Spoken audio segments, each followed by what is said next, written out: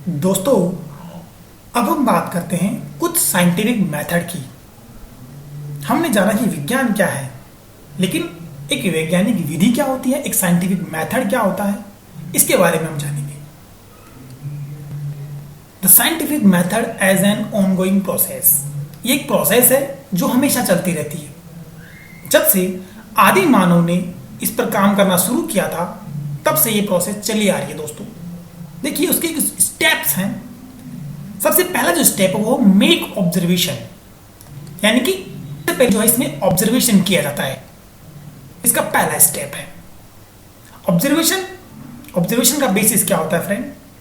What do I see nature, हम हमारे आसपास नेचर में, प्रकृति में क्या देखते हैं। This can be from one's own experience, thoughts of और रीडिंग। ये हमारे खुद के एक्सपीरियंस हो सकते हैं, अनुभव हो सकते हैं, या फिर हमने इसे कहीं पढ़ा हो। ये हमारे ऑब्जर्वेशन होते हैं। फॉर एग्जाम्पल फ्रेंड, हम सभी जानते हैं आइंस्टाइन, आपके पास में सर आइजैक न्यूटन जो थे, वो एक एप्पल के पेड़ के नीचे बैठे थे। एक एप्पल के पेड़ के नीचे वो बैठे थे।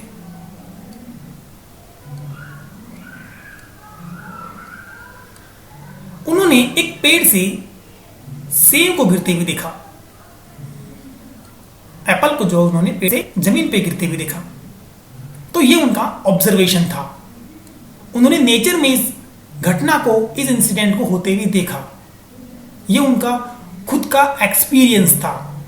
तो यहां पर सर आइजैक न्यूटन ने एप्पल का गिरना एक ऑब्जर्वेशन जो है यहां पर नोट आ जाएगा। इसका जो अगला स्टेप है दोस्तों, वो है थिंक ऑफ इंटरेस्टिंग क्वेश्चन, यानी कि जो ऑब्जर्व जाता है उसके बारे में हम सोचते हैं, उसके पैटर्न के बारे में सोचते हैं कि ऐसा क्यों हुआ।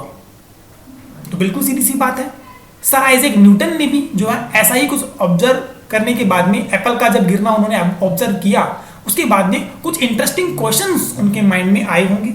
उन्होंने सोचा कि ये एप्पल जब पेड़ से गिरा तो ये नीचे अर्थ की तरफ या सरफेस की तरफ ही क्यों आया, ये ऊपर हवा में क्यों नहीं गया या आकाश में क्यों नहीं चला गया। ये जो है इंटरेस्टिंग क्वेश्चन जो है सर आइजैक न्यूटन के माइंड में आया।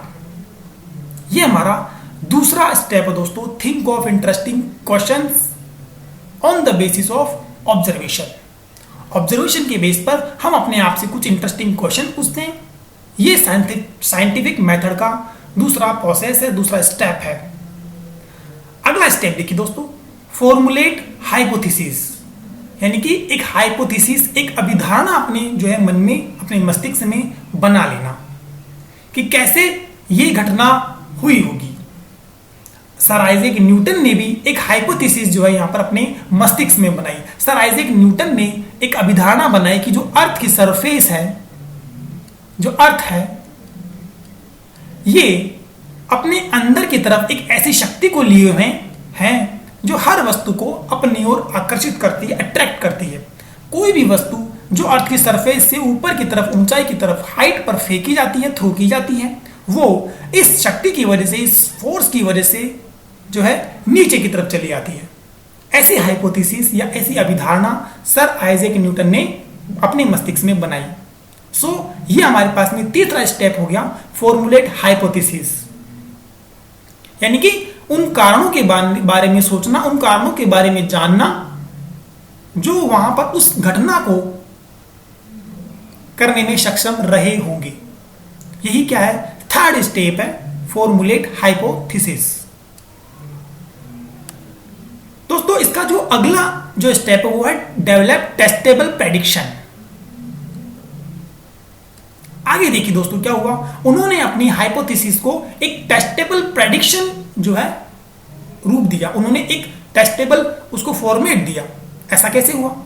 देखिए दोस्तों, सर आइजैक न्यूटन ने एप्पल का गिरना देखा, लेकिन अब उन्होंने क्या किया, उन्होंने एप्पल की जगह पर कोई दूसरा फ्रूट, यानी कि जैसे मान लीजिए वाटरमेलन या तरबूज जो उन्होंने काम में लिया, उन्होंने एक तरबूज को जो है हवा में उछाला।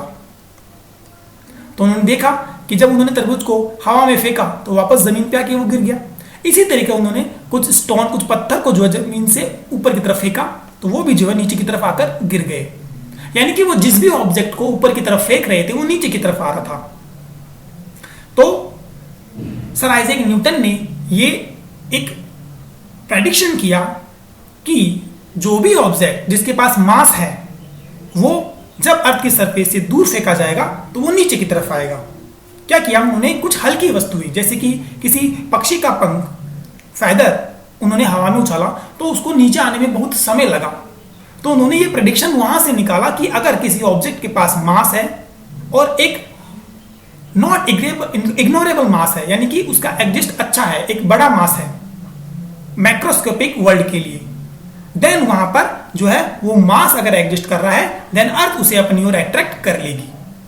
ये प्रेडिक्शन जो है यहां पर सर आइजैक न्यूटन ने बनाया। इसके साथ ही उन्होंने ये भी प्रेडिक्शन बनाया कि वो जितनी ऊपर ऑब्जेक्ट को फेंकते हैं उतना ही टाइम लगता है ऑब्जेक्ट को नीचे आने में, यानी कि अर्थ और ऑब्जेक्ट के बीच में जो फोर्स अप्लाई हो रहा है वो उन दोनों के बीच की डिस्टेंस पर भी डिपेंड कर रहा है। एक तो उन्होंने प्रेडिक्शन किया कि मास के ऊपर डिपेंड कर रहा है और दूसरा प्रेडिक्शन उन्होंने किया कि वो डिस्टेंस पर भी डिपेंड कर रहा है। तो इस तरीके से उन्होंने डेटा इकट्ठा किया। ये इसका जो है 5वां स्टेप है, gather data to test prediction. उन्होंने क्या किया, डेटा इकट्ठा किया। पहले उन्होंने अपनी हाइपोथेसिस बनाई, उसके बाद में हाइपोथेसिस को टेस्टेबल बनाया और उसके बाद में उन टेस्टेबल हाइपोथेसिस के बेस में, प्रेडिक्शन के बेस में उन्होंने डेटा इकट्ठा किया और उस डेटा से उन्होंने एक मैथमेटिकल जो है फॉर्मूला जो है डेवलप कर लिया। और फॉर्मूला जो उन्होंने बनाया कि जो अर्थ जो है वो अपनी सरफेस से अगर हाइट पर अगर आप कोई ऑब्जेक्ट उसको फेंकते हो, थ्रो करते हो तो उसे अपनी ओर अट्रैक्ट करेगी। और उन्होंने जो है फॉर्मूला डेवलप किया, कैपिटल G ME M/r²। यहां पर कैपिटल G जो है यूनिवर्सल ग्रेविटेशन कांस्टेंट है, सार्वत्रिक गुरुत्वीय नियतांक, ME अर्थ का मास है और M किसी ऑब्जेक्ट का मास है जो कि अर्थ की सरफेस से ऊंचाई h पर या ऊपर की तरफ अगेंस्ट ग्रेविटेशनल फोर्स फेंका जाएगा। और R उन दोनों यानी कि अर्थ और ऑब्जेक्ट के बीच की डिस्टेंस है। ये जो है अपने डेटा के बेस पर सर आइजैक न्यूटन ने एक फॉर्मूला डेवलप किया। ये हमारा 5वां स्टेप है दोस्तों। 5वें स्टेप से मिलने वाला डेटा जो है उसको टेस्ट किया जाता है, उसको अदर पार्टिकल्स पर या अदर दूसरे फिनोमेनन पर जो है चेक किया गया। जैसे कि यहां पर एप्पल का केस था, लेकिन सर आइजैक न्यूटन ने अब इस केस को अर्थ और सन के बीच में टेस्ट किया, अर्थ और सन। और उन्होंने ये प्रेडिक्शन किया कि अर्थ और सन के बीच में भी यही ग्रेविटेशनल फोर्स अप्लाई हो रहा है, इसी वजह से जो अर्थ है वो सन के चारों ओर जो है राउंड लगा रही है। ये जो है अपने डेटा के बेस पे, अपने हाइपोथेसिस के बेस पे सर आइजैक न्यूटन ने प्रेडिक्शन किया। अगर दोस्तों ये प्रेडिक्शंस और ये डेटा की वजह से जो रिजल्ट आ रहे हैं वो मैच नहीं होते हैं, देन इस हाइपोथेसिस का जो टेस्टेबल प्रेडिक्शन वाला जो स्टेप है इसको दोबारा से बार बार रिपीट किया जाता है। ठीक है, तो ये फोर्थ जो स्टेप है वो रिपीटेबल होता है। देन वापस से फिर 5th स्टेप पे आएंगे हम, और वापस से अगर ये फेल हो जाता है तो वापस से 4th स्टेप पे आएंगे। तो ये हमारा साइंटिफिक मेथड है। इस तरीके से अगर आप यहाँ पर सक्सेस गेन कर लेते हो, अगर डेटा आपका अच्छा है और इससे प्रेडिक्शंस भी अच्छे आ रहे हैं, रिजल्ट अच्छे आ रहे हैं और बाकी लोग भी अगर इससे संतुष्ट हैं, दूसरी घटनाएं जो प्रकृति में हो रही हैं अगर वो भी इसको संतुष्ट कर रही है, सेटिस्फिकेशन मिल रहा है, तो उस बेस पर एक थ्योरी जो है वो डेवलप कर दी जाती है। सर आइजैक न्यूटन ने भी यही किया। उन्होंने एक थ्योरी डेवलप की जिसको नाम दिया गया ग्रेविटेशनल फोर्स, यानी कि पृथ्वी का गुरुत्वाकर्षण बल। ये गुरुत्वाकर्षण बल सभी प्रकार के ऑब्जेक्ट जिनके पास मास है उनके बीच में पाया जाता है। ये जो है general theory sir Isaac Newton ने डेवलप की। तो दोस्तों सर आइजैक न्यूटन की जो स्टोरी रही, या जो आपके पास में सर आइजैक न्यूटन की जो ग्रेविटेशनल फोर्स का जो जनरल थ्योरी रही, इसके बेसिस पे हमने साइंटिफिक मेथड को जो है पूरा कंप्लीट समझ लिया है। पूरे 6 स्टेप इसके अंदर दोस्तों होते हैं।